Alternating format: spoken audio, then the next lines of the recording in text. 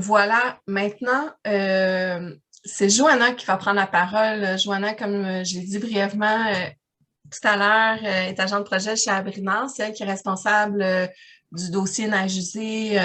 Aussi, Joanna travaille sur le portrait là, du bassin versant, du ruisseau des vases. Donc, mais voilà, aujourd'hui, elle va nous parler davantage de toute la recherche qu'elle a fait autour de la question des sols de voirie. Donc, Joanna, je te laisse la parole. Merci Geneviève. Pour la présentation, Catherine, je vais te demander je vais te dire quand changer les slides. J'ai pas eu le temps de demander la permission c'est ça. C'est ça. Donc, comme Geneviève l'a dit, je suis agente de projet chez Abrinar. Donc, ça me fait plaisir ce matin de vous parler un peu plus de l'impact sur les milieux aquatiques. On va parler aussi de plusieurs autres impacts, là, autant que financiers qu'environnementaux, qui peuvent vraiment découler d'une utilisation qui soit trop importante des selles de voirie sur les routes. Ma présentation, elle va servir un peu d'introduction pour que vous soyez en mesure de bien comprendre c'est quoi la situation globale quand on parle d'utilisation de selles de voirie, d'écoroutes, d'implanter des bonnes pratiques d'entretien, etc. Donc, on va vraiment dresser un portrait général là, de la situation. On peut changer de diapo. Donc, tout d'abord, pourquoi nous voulons vraiment nous tourner vers des bonnes pratiques là, qui soient plus éco-responsables? Un des premiers éléments, là, c'est d'optimiser les opérations de déneigement. On va en parler plus tard là, en matinée, mais c'est vraiment cette notion d'utiliser la bonne quantité de produits d'entretien au bon endroit. Ça va nécessiter de connaître vraiment son terrain, donc le réseau routier. Il va y avoir tout un processus d'analyse, de cartographie du réseau pour mieux le connaître, etc., pour vraiment s'assurer d'identifier les zones vulnérables. On va le définir un peu plus tantôt aussi, mais en gros, c'est les milieux humides, les lacs, etc. Et aussi, dans l'analyse, on va identifier les zones à risque. Donc, les zones à risque, ça va être tout ce qui est les pentes, les courbes, les arrêts. Donc, et c'est vraiment sur les zones à risque qu'on va concentrer aussi notre attention pour garantir des déplacements qui soient sécuritaires. Et cette notion est très importante ici parce qu'on veut vraiment toujours s'assurer que le réseau il reste sécuritaire pour les usagers. Puis les pratiques éco-responsables, ils vont vraiment venir optimiser et augmenter aussi la sécurité dans certains secteurs qui sont plus dangereux, comme des croisements, par exemple, parce qu'on va les avoir identifiés dans l'analyse. Donc, on va être en mesure de bien focusser sur ces endroits plus à risque. Et finalement, le dernier point qui justifie l'implantation des pratiques éco-responsables d'entretien, c'est vraiment la diminution des impacts négatifs des produits d'entretien sur les milieux naturels et les zones vulnérables. On va le voir, c'est ça qu'on va développer dans les prochaines diapos. Parfait. Donc, pour que vous soyez vraiment en mesure de bien comprendre de quoi on parle ici, je vais juste définir quelques termes vite fait. Les selles de voirie, on peut aussi appeler ça des fondants routiers. Puis le terme, il renvoie vraiment à la capacité de ces produits d'abaisser le point de congélation pour éviter qu'il y ait une trop grosse formation de glace. Les pratiques éco-responsables d'entretien, on veut les implanter sur le réseau routier parce qu'on utilise 90% des selles de voirie sur les routes. Les autres 10%, là, ça se partage sur les trottoirs puis les stationnements. Ensuite, on parle d'abrasif. Donc, abrasif, là, on parle aussi surtout de matière qui est granulaire. Donc, ça peut être des petites roches, du sable. C'est vraiment épandu pour s'assurer que les pneus des véhicules, là, ils adhèrent bien à la chaussée, puis ça permet d'éviter les glissements, les dérapages. Mais il faut savoir aussi que les abrasifs contiennent un petit peu de sel, 1 à 2% de sel de voirie là, aussi dans les abrasifs. Ensuite, on a aussi les zones vulnérables. Donc ça, c'est des zones qui sont vulnérables à la contamination par le sel et par le chlore, qui sont présents dans les selles de voirie. Puis on parle, par exemple, donc des milieux humides, des cours d'eau, des lacs, mais on parle aussi des milieux naturels terrestres là, qui soient protégés ou d'intérêt écologique. Et les zones vulnérables, ça peut comprendre aussi les sources d'approvisionnement en eau potable, les puits, les prises d'eau potable municipales, etc. On peut changer de diapo. Aussi, pour être capable de bien comprendre l'impact que les selles de voirie peuvent avoir sur les milieux naturels, sur les plans d'eau, je voulais aussi revenir un peu sur la définition là, du bassin versant. Parce que RPNS et Abrinar, nous autres, on est des organismes de bassin versant. Donc, juste pour que tout le monde soit au courant de ce que c'est dans le fond, lorsqu'il pleut, l'eau, elle va s'écouler en fonction de la topographie vers une même sortie, ce qu'on appelle l'exutoire.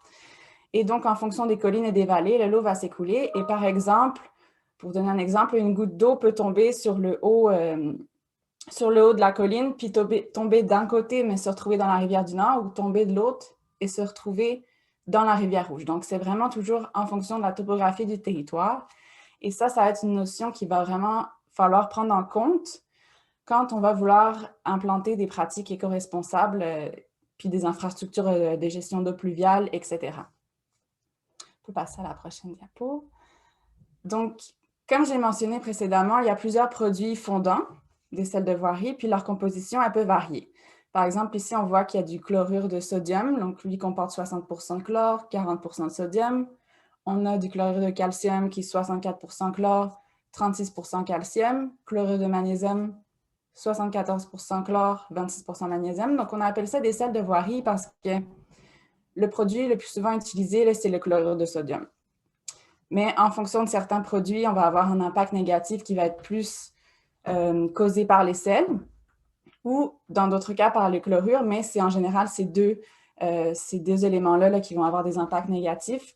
Puis le chlore aussi peut avoir des impacts négatifs sur la faune, la microfaune aquatique. On va le revoir tantôt. On peut passer à la prochaine diapo, voilà.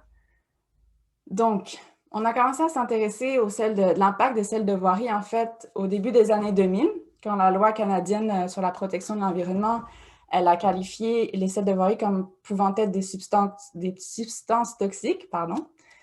Et la loi, dans le fond, elle a convenu qu'une organisation, une municipalité, une entreprise là, qui utilise plus de 500 tonnes de sels de voirie par an, elle doit se soumettre à la réalisation d'un plan de gestion des sels de voirie. Ensuite, le gouvernement a mis en place le Code de pratique pour la gestion environnementale des sels de voirie. Donc, dans ce code-là, on explique un peu plus en détail c'est quoi que ça contient le plan de gestion des sels de voirie. Et finalement, pour vraiment guider les organisations dans l'implantation concrète des pratiques, le gouvernement fédéral, ici, il a collaboré avec l'Association des transports du Canada pour créer le guide des gestions des sels de voirie. Puis ce guide-là, dans le fond, il est fréquemment mis à jour. Il y a des dernières études qui sont ajoutées. On y recense ici les bons coups là, de certains partenaires, etc., en matière de gestion des sels de voirie. Voilà. Donc, ici, je voulais décortiquer un petit peu avec vous c'était quoi que ça contient finalement un plan de gestion des sels de voirie. Premièrement, on a la politique de gestion des sels de voirie. Ça va être important parce que c'est voté par les élus, puis ça va concrétiser la volonté politique d'implanter des pratiques hivernales optimales. Ensuite, vous avez l'analyse de la situation. Donc ça, c'est vraiment ce qui a trait à l'analyse du territoire. C'est à cette étape-là qu'on va cartographier le territoire pour connaître les zones qui sont à risque, mais aussi les zones vulnérables.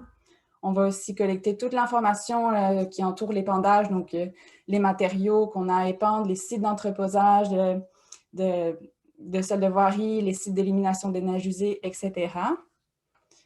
En parallèle avec l'analyse de la situation, on va faire aussi l'étape de la documentation. Donc, c'est là qu'on va venir chercher toutes les informations qui sont manquantes, là, qui pourraient être pertinentes pour l'analyse de la situation. Donc, des choses comme, on va s'assurer de connaître la zone de recharge des nappes phréatiques, les zones d'approvisionnement en eau potable, les puits, les prises d'eau, etc. En quatrième point, on a l'approche proposée. Donc ça concerne vraiment tout ce qui a trait à l'exécution de nouvelles méthodes, là, surtout des méthodes qu'on veut utiliser à certains endroits spécifiques, dans certaines situations. C'est vraiment à cette étape-là qu'on va déterminer aussi les rôles et les tâches de chacun, l'échéancier, etc. Pour, en cinquième point aussi, avoir la formation, l'étape de la formation. Ça, c'est toujours très important parce qu'on veut s'assurer que tout le monde comprend bien son rôle, que tout le monde possède les compétences qui sont adéquates là, pour mettre en place les nouvelles méthodes. C'est aussi à ce moment-là qu'on peut informer la population là, des changements qui vont être à venir. Ça va vraiment garantir une acceptabilité sociale. Ça va être très important d'expliquer à la population que la sécurité, c'est l'élément qui est prioritaire dans l'implantation de ces nouvelles pratiques. Puis ensuite, on a le suivi puis l'examen de gestion. Le suivi, ça va être vraiment de collecter tout au long de l'implantation du processus des données pour être capable après de faire l'examen de gestion. Donc, en fonction des données qu'on a collectées, on va savoir aussi c'est quoi les bons coups, c'est quoi les choses qui ont moins bien marché, sur lesquelles on devrait améliorer certaines pratiques. Donc, ça pour le plan de gestion. Merci. Ensuite, bon, ici, là, on tombe un peu plus dans le cœur du sujet. La question, c'est pourquoi implanter des pratiques éco-responsables d'entretien hivernal? On peut résumer cette question-là avec 3 arguments.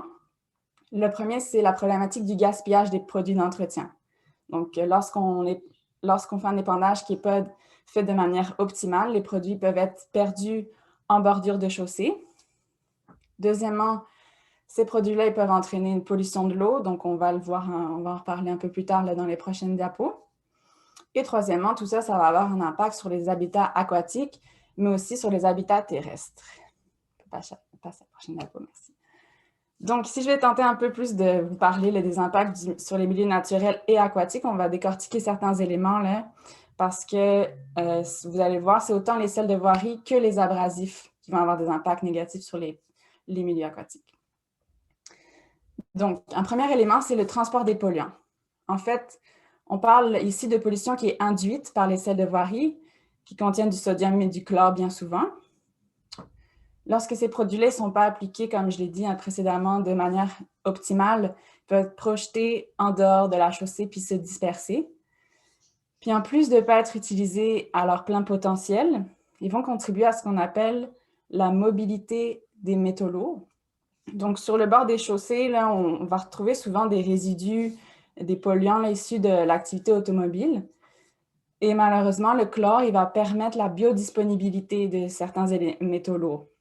Donc, en résumé, là, les métaux lourds, ils vont s'accrocher aux molécules de chlore, puis ils vont être transportés grâce à ces molécules là, jusque dans les plans d'eau.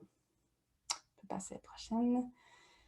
Puis, ce n'est pas seulement le chlore là, qui va avoir un impact négatif sur les milieux aquatiques, mais aussi le sel. Donc, les sels, les chlorures, ils vont être transportés dans les cours d'eau par ruissellement de l'eau de pluie. Une fois dans les plans d'eau, le sel, il va augmenter la salinité de l'eau, puis ça va avoir un impact sur le brassage saisonnier des eaux du lac. Donc, qu'est-ce que c'est le brassage saisonnier? Dans le fond, pour vous faire un petit résumé, l'été, l'eau chaude va être sur le dessus du lac, puis l'eau froide va être dans le fond du lac.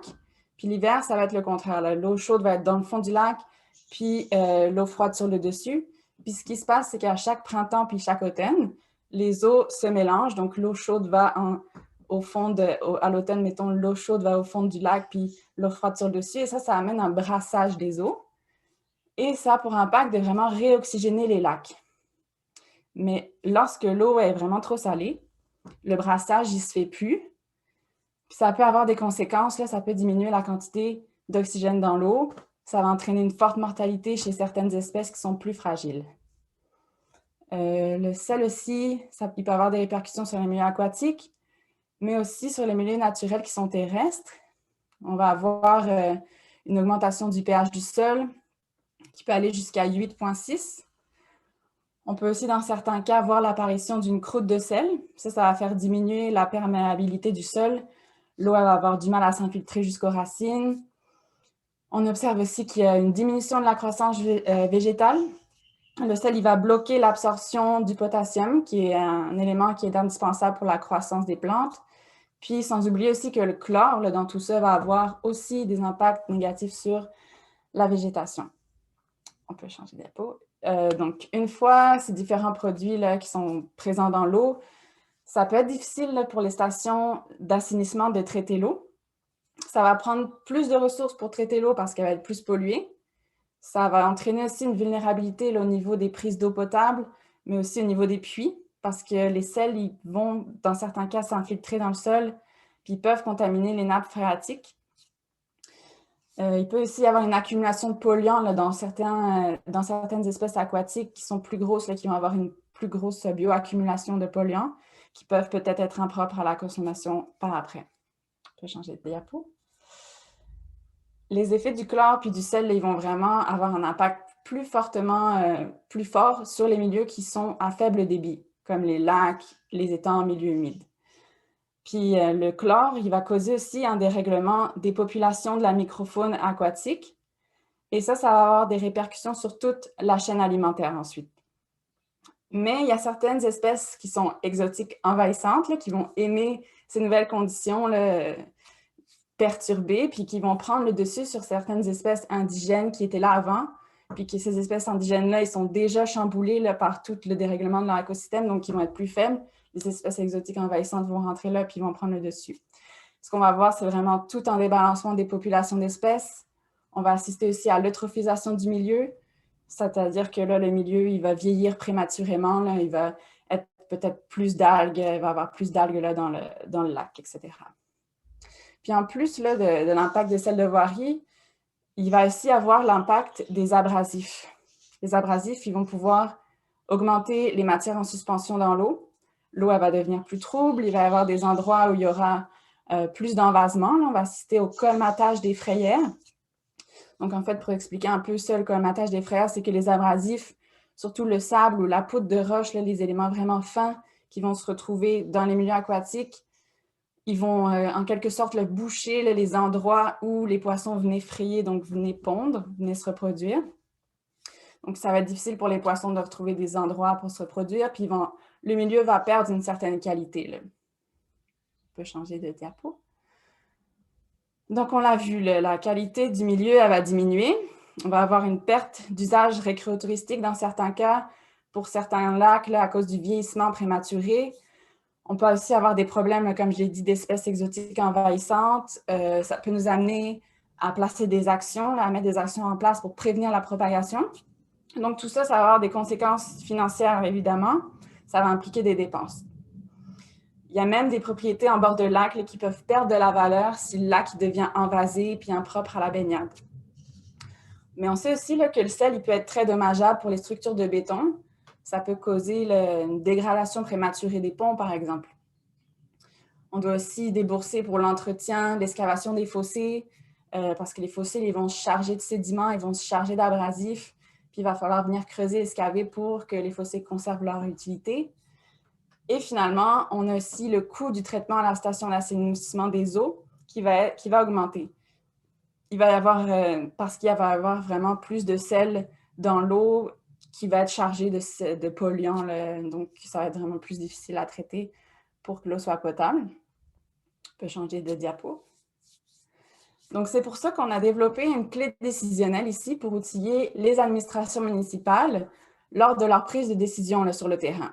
Donc, on a recensé 2 solutions qui sont principales à mettre en place là, pour pallier aux différentes problématiques que j'ai présentées précédemment. Donc, la première, c'est la mesure de réduction.